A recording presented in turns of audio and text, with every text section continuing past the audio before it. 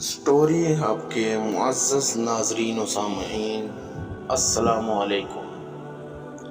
ایک بزرگ کو کسی نے خواب میں دیکھا اور پوچھا کہ حق تعالیٰ نے آپ کے ساتھ کیا سلوک کیا؟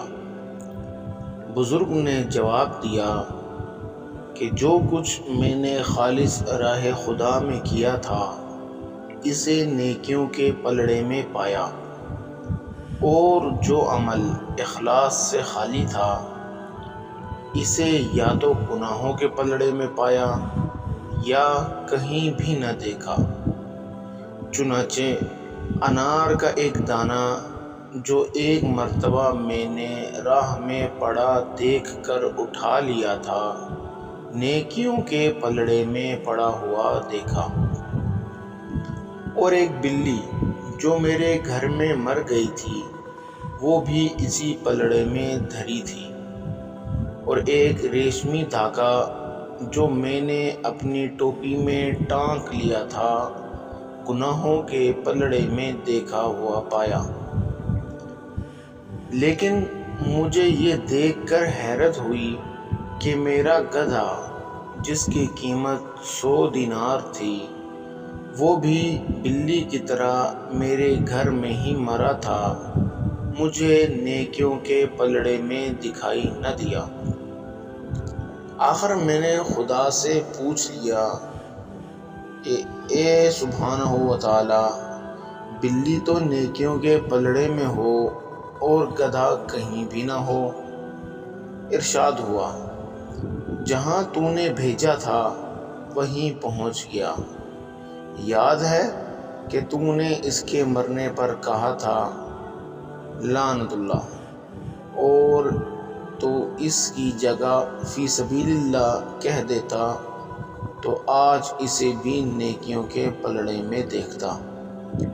اسی طرح ایک مرتبہ میں نے خدا کی راہ میں صدقہ دیا تھا، لیکن معلوم ہوا کہ وہ ضائع ہی گیا، کیونکہ نیکیوں کے پلڑے میں وہ بھی موجود نہ تھا۔ تب مجھے یاد آیا کہ ہاں ٹھیک ہے، کیونکہ جب میں صدقہ دے رہا تھا تو لوگ دیکھ رہے تھے، اور ان کا وہ دیکھنا مجھے بڑا اچھا لگ رہا تھا۔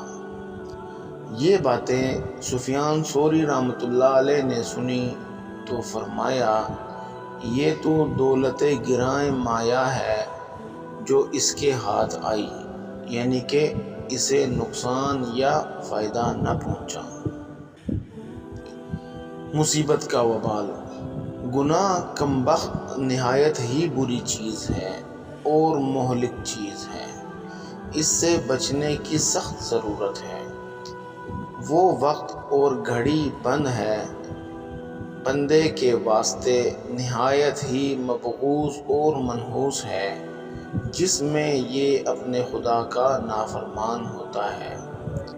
اگر حس ہو تو فوراً معصیت کرنے کے بعد قلب پر ظلمت محسوس ہوتی ہے، اور بعض نافرمانی کا یہ بھی اثر ہوتا ہے کہ آئندہ کے لیے عمل کی توفیق سلب کر لی جاتی ہے۔ مصیبت میں ایک اور خاصیت یہ بھی ہے کہ اس کے محکوم اس کی نافرمانی کرنے لگتے ہیں۔ ناظرین، یہ تھی ہماری آج کی ویڈیو۔